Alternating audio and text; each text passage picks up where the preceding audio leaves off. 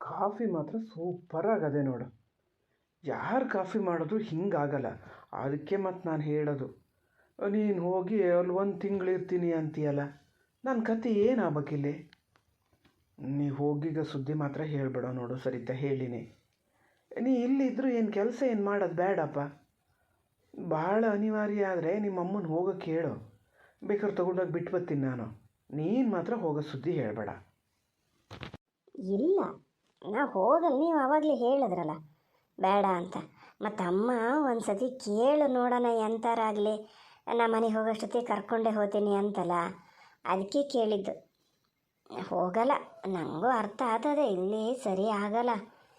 ಆಮೇಲೆ ಅವ್ರ ಅಮ್ಮಗೊಂದು ಹೆದರಿಕೆ ಅಂದರೆ ಹಾಲ್ಗಿಲ್ಲು ಕರೆದು ಏನಾರು ಹೆಚ್ಚು ಕಮ್ಮಿ ಮಾಡ್ಕೊತೀನೋ ಅಂತ ನಾನು ಹೇಳಿನಿ. ಏನು ಅವರಿಗೂ ಗೊತ್ತಿರ್ತದೆ ಬಿಡು, ಅವ್ರ ಮಗು ಬಗ್ಗೆ ಅವ್ರಿಗೇನು ಜಾಗ್ರತೆ ಇರಲ್ಲನೋ ಅಂದೇನೆ. ಯಾಕೆ ಯಾಕೆ ಕೆಮ್ಮು ಯಾಕೆ ಶುರುವಾಗಿದೆ? ಇಲ್ಲಪ್ಪ, ಇಲ್ಲ, ಚೂರು ಗಂಟ್ಲು ತುರ್ಕಿ ಆದಂಗೆ ಆಯ್ತು ಅಷ್ಟೇ. ಇದು ಎಂತ ಹೇಳ್ತೀವಿ, ಹಾಂ, ಅದು ಯಾವ್ರ ಮಗು ಅಂದರೆ ಅವ್ರಿಗೇನು ಜಾಗ್ರತೆ ಇರಲ್ಲನೋ, ಗೊತ್ತಾಗ್ತದೆ ಅವರಿಗೆ. ನೀನೇನು ತಲೆ ಕೆಡಿಸ್ಕೋಬೇಡ ಅಂದಿನಿ. ನಾಳೆ ಬೆಳಿಗ್ಗೆ ಹೋಗ್ತೀನಿ ಅಂದದೆ. ಬೇಗ ಒಂಚೂರು ಬಿಟ್ಟು ಬನ್ನಿ ಮಾತ್ರ ಆತ. ಬಿಟ್ಟು ಹೆಚ್ಚೊತ್ತಲ್ಲಿ ಇರಬೇಡಿ ನೀವು ಮನೆಯಲ್ಲಿ, ಮತ್ತು ಹೆದರಿಕೆ ಆಗ್ತದೆ ಮರ ಈ ಟೈಮಲ್ಲೆಲ್ಲ. ನಾ ಅದಕ್ಕೆ ಅಮ್ಮನ ಬರೋಕ್ಕೆ ಹೇಳಿದ್ದು. ಆದರೂ ಅಮ್ಮ ನಿನ್ನ ಎಷ್ಟು ದಿವಸ ಅಂತ ಬಿಟ್ಕೊಳಕ್ಕಾಗ್ತದೆ? ಹ್ಞೂ ಹ್ಞೂ ಬಿಟ್ಟು ಬರ್ತೀನಿ. ಅಲ್ಲ, ಇಲ್ಲೇ ಬಸ್ ಹಚ್ಚಿದ್ರೆ ಸಾಲದ? ಬೇಡ ಕಣ್ರಿ, ಮನೆಗೆ ಕರ್ಕೊಂಡೋಗಿ ಬಿಟ್ಟು ಬನ್ನಿ. ಎಷ್ಟು ದೂರ ಬೇಕಾತಲ್ಲ ಪಾಪ. ಅದು ಬರೋಷ್ಟೊತ್ತಿಗೂ ಬಸ್ಸಿಗೆ ಬಂದದೆ, ಈಗ ಹೋಗೋಷ್ಟೊತ್ತಿಗೂ ಬಸ್ಸಿಗೆ ಹೋಗೋದಾದರೆ ಒಂದು ದಿವಸ ಬಿಟ್ಟು ಬನ್ನಿ, ಏನಾಗಲ್ಲ. ಬಿಟ್ಟು ಬರ್ತೀನಪ್ಪ, ನೀನು ಮತ್ತೆ ಬೇಗ ಬನ್ನಿ, ಮನೇಲಿ ಒಬ್ಳಿಗಿರೋಕ್ಕೊಂಥರ ಆಗ್ತದೆ ಅಂದಲ್ಲ, ಅದಕ್ಕೆ ಹೇಳಿದ್ದಷ್ಟೇ. ಬಿಟ್ಟು ಬರ್ತೀನಿ. ಅಲ್ಲ, ಇದು ನಾನು ಚೆಕಪ್ಪಿಗೆ ಹೋಗ್ಬೇಕಲ್ಲ, ಇನ್ನೊಂದು 2 ದಿನ ಬಿಟ್ಟೇ ಹೋಗೋಣ. ನಾನು ಅಂದ್ಕೊಂಡೆ ನಾಳೆ ಅಮ್ಮ ಹೋಗೋಷ್ಟೊತ್ತಿಗೆ ಹೋದರೆ ಅಲ್ಲೇ ಚೆಕಪ್ ಮುಗಿಸ್ಕೊಂಡು ಬರ್ಬೋದೇನೋ ಅಂತ. ಸರಿ ಆಗಲ್ಲ, ನೀವು ಅಲ್ಲಿಗೆ ಹೋದಾಗ ನಾನು ಇಲ್ಲಿ ಕೂತಿರ್ಬೇಕಾ ಒಬ್ಬಳೇ ಕ್ಲಿನಿಕ್ಕಲ್ಲೇ? ಸರಿ ಆಗಲ್ಲ. ನಾಳೆ ಅಮ್ಮನ ಬಿಟ್ಟು ಬನ್ನಿ, ಇನ್ನೊಂದು ದಿವಸ ಯಾವತ್ತಾರು ಹೋಗೋಣ. ಸರಿ ಬಿಡು, ಹಾಗೆ ಮಾಡೋಣ, ಇನ್ನೊಂದು ದಿವಸ ಹೋಗೋಣ. ಆದ್ರೆ ಮಾತ್ರ ದುಡ್ಡೆಲ್ಲ ಹೊಂದಿಸಿಟ್ಕೋಬೇಕು ಈಗಲೇ ಆತ. ಮತ್ತು ಆಸ್ಪತ್ರೆಗೆ ಹೊರಟ್ಕೊಂಡು ದುಡ್ಡಿಲ್ಲ ಆ ಥರ ಎಲ್ಲ ಹೇಳ್ತಿರ್ಬೇಡಿ ನೀವು. ದುಡ್ಡು ಎಷ್ಟು ಬೇಕಾಗ್ತದೆ? ನಂಗೆ ಏನು ಗೊತ್ತು ಮಾರ, ಹಂಗೊಂದು 2,000 ರೂಪಾಯಿ ಯಾರೋ ಬೇಕೇನು. ಮೆಡಿಷನ್ಸ್ ಎಲ್ಲ ಬರ್ಕೊಡ್ತಾರೆ ಇರಬೇಕು, ಆ ಚೆಕಪ್ ಅದು ಇದು ಅಂತ 2,500 ಬೇಕಾಗ್ಬೋದು. ಎಂತ ಸರಿತಾ, ಒಂದು ಸತಿ ಚೆಕಪ್ಪಿಗೆ 2,500 ಅಂದರೆ ಎಲ್ಲಿಗೆ ಹೋಗೋದು ನಾನು? ಹಂಗಂದ್ರೆ ಹೆಂಗ್ರಿ? ಎಲ್ಲಿಗೆ ಹೋಗೋದು ಅಂದರೆ ಏನು ಮಾಡಬೇಕು, ಮತ್ತೆ ಆಸ್ಪತ್ರೆಗೆ ತೋರಿಸ್ದೇ ಇರೋಕ್ಕಾಗ್ತದ? ಈಗ ನಾಳೆ ನಾ ಅಮ್ಮನ ಜೊತೆಗೆ ಹೋಗಿದ್ರೆ ಒಳ್ಳೆ ಅಪ್ಪಾಜಿ ಕರ್ಕೊಂಡು ಹೋಗ್ತಿದ್ರು, ಬಿಲ್ ನೀವೇ ಕೊಡಿ ಅಂತ ಹೇಳ್ಬೋದಿತ್ತು. ಲೆಕ್ಕ ಅಂದರೆ ಅವಾಗಲೂ ಹೇಳೋದು ಒಂಥರ, ಆದರೆ ಇನ್ನೇನು ಮಾಡೋದು, ನಮ್ಮ ಪರಿಸ್ಥಿತಿ ಅನಿವಾರ್ಯ ಗೊತ್ತಾಗ್ತಿತ್ತು ಅಪ್ಪಾಜಿಗೆ, ಅವರೇ ಕೊಡ್ತಿದ್ರು. ಈಗ ನಾನು ನೀವು ಹೋಗೋಷ್ಟೊತ್ತಿಗೂ ಅಪ್ಪಾಜಿ ಹತ್ರ ದುಡ್ಡು ಕೇಳೋಕ್ಕಾಗ್ತದ ಆಸ್ಪತ್ರೆ ಬಿಲ್ ಕೊಡಿ ಅಂತ? ಒಂಥರ ನಿಮಗೆ ಅವಮಾನ ಅಲ್ಲನ್ರಿ ಅದು? ಓ ಮಾರತಿ, ಈಗಲಿಂದನೇ ಇಷ್ಟು ಖರ್ಚು ಶುರು ಆದರೂ ಸರಿತಾ ಹಂಗಾರೆ? ನೋಡೋದು ಎಂತ ನೋಡೋಣ ತಡಿ. ಹೋಗೋದಾದರೆ ಅಲ್ಲ, ನಾಳೆ ನಿಮ್ಮ ಅಮ್ಮನ ಬಿಡೋಕ್ಕೆ ಹೋಗ್ತೀವಲ್ಲ, ಆವಾಗಲೇ ಹೋಗೋಣ. ಹಂಗೆ ಕೊಡಿದ್ರೆ ನಿಮ್ಮ ಅಮ್ಮನೇ ಕೊಡಲಿ, ಬೇಕಾದ್ರೆ ನಿಧಾನದಿಂದ ಕೊಡ್ತೀನಿ ನಾನು ಆಮೇಲೆ. ಅಲ್ಲ, ಕೊಡಬಾರ್ದು ಅಂತ ಅಲ್ಲ, ನನ್ನ ಕೈಯಲ್ಲಿ ಈಗಿಲ್ಲ, ಅದಕ್ಕೆ. ನನ್ನ ಹತ್ರ ಹೇಳಿದ್ಕಾತು, ಇನ್ಯಾರ ಹತ್ರನೂ ಹಿಂಗೆ ಹೇಳಕ್ಕೆ ಹೋಗಬೇಡಿ. ಅಲ್ಲ, ನಿಮಗೆ ಬಾಯಾರು ಹೆಂಗೆ ಬರ್ತದ್ರಿ? ಅಮ್ಮ ಅಷ್ಟೆಲ್ಲ ದುಡ್ಡು ಹಿಡ್ಕೊಂಡು ಬಂದಿರ್ತದ? ಅಪ್ಪಾಜಿ ಜೊತೆಲಿದ್ರೆ ಹ್ಞೂ ಹೌದು ಅಂತ. ಅಮ್ಮನ ಹತ್ರ ಅಷ್ಟು ದುಡ್ಡೆಲ್ಲ ಎಲ್ಲಿರ್ತದೆ? ಅದು ಅಲ್ಲದೆ ನೀವು ಚೆಕಪ್ಪಿಗೆ ಕರ್ಕೊಂಡು ಹೋಗ್ಕೊಂಡು ಅಮ್ಮನ ಹತ್ರ ದುಡ್ಡು ಕೇಳೋಕ್ಕಾಗ್ತದ? ಕೆಲವೊಂದು ಸೂಕ್ಷ್ಮ ಎಲ್ಲ ನಿಮ್ಗೆ ಅರ್ಥನೇ ಆಗಲ್ಲ ನೋಡಿ. ನಿಮಗೆ ವಿಷಯ ಗೊತ್ತಾಗ ಆಗಲೇ 1 ವಾರದ ಮೇಲಾಯ್ತು. ಒಂದು ಗರ್ಭಿಣಿ ಇರೋ ಮನೇಲಿ ಖಾಲಿ ಕೈ ಮಾಡ್ಕೊಂಡಿರಬಾರ್ದು ಅಂತಷ್ಟು ಗೊತ್ತಾಗಲ್ಲನ್ರಿ ನಿಮಗೆ? ಯಾವಾಗಿನ ಜವಾಬ್ದಾರಿ ಬರೋದು ಯಾವಾಗ ನಿಮಗೆ? ಗೊತ್ತದೆ ಮರತಿ, ಹಾಗೆ ಒಂದೇ ಸತಿ ಇದು ಮಾಡಬೇಕು ಅಂದರೆ ನನಗೇನು ನಮ್ಮ ಮಗು ಚೆನ್ನಾಗಿರ್ಬೇಕು, ನಾನು ನೋಡ್ಬೇಕಂತ ಆಸೆ ಇರಲ್ಲ ಅಂತ ಮಾಡ್ದೆ.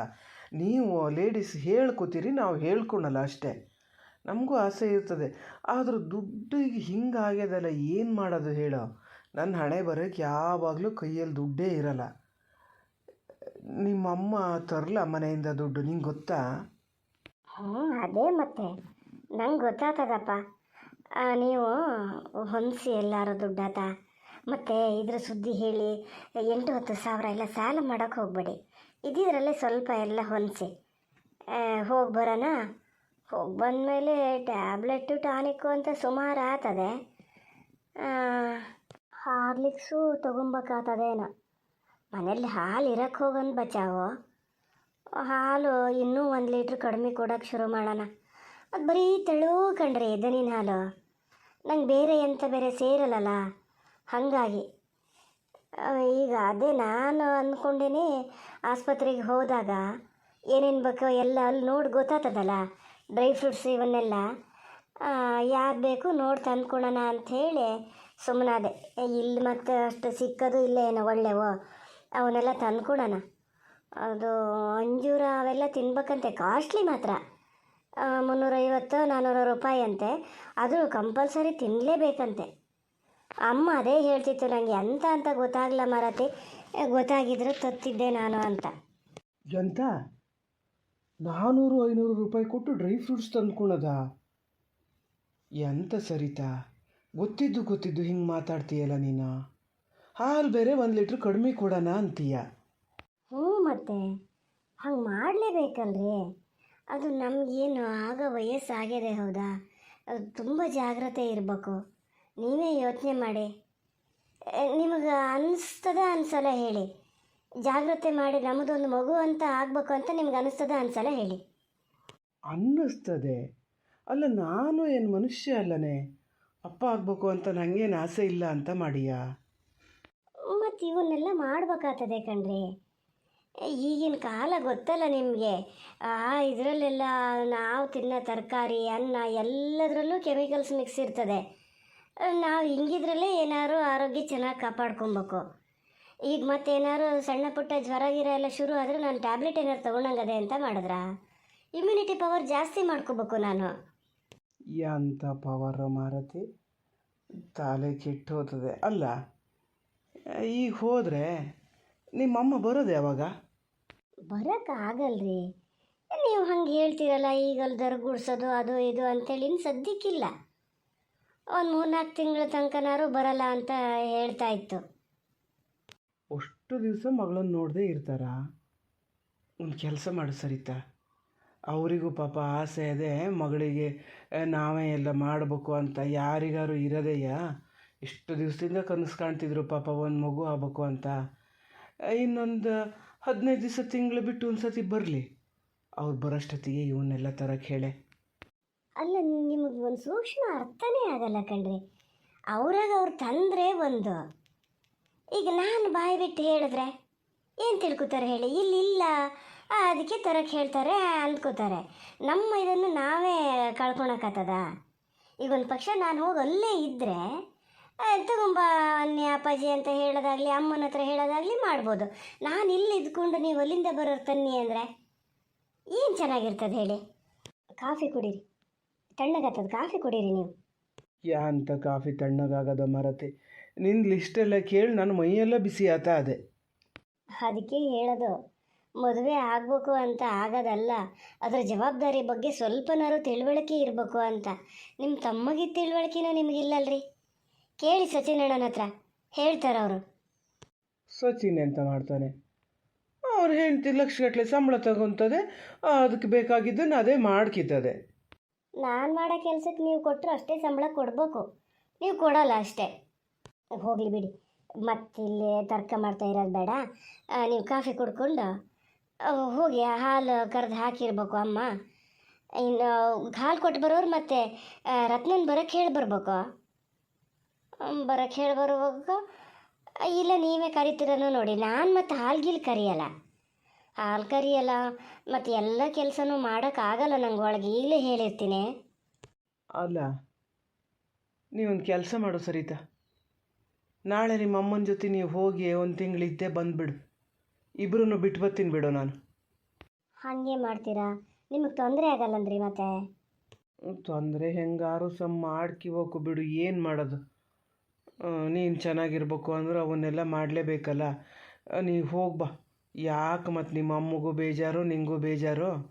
ಬಟ್ಟೆ ಎಲ್ಲ ಸರಿ ಮಾಡ್ಕ. ಹಾಂ, ಹಿಂಗೆ ಬನ್ನಿ ದಾರಿಗೆ.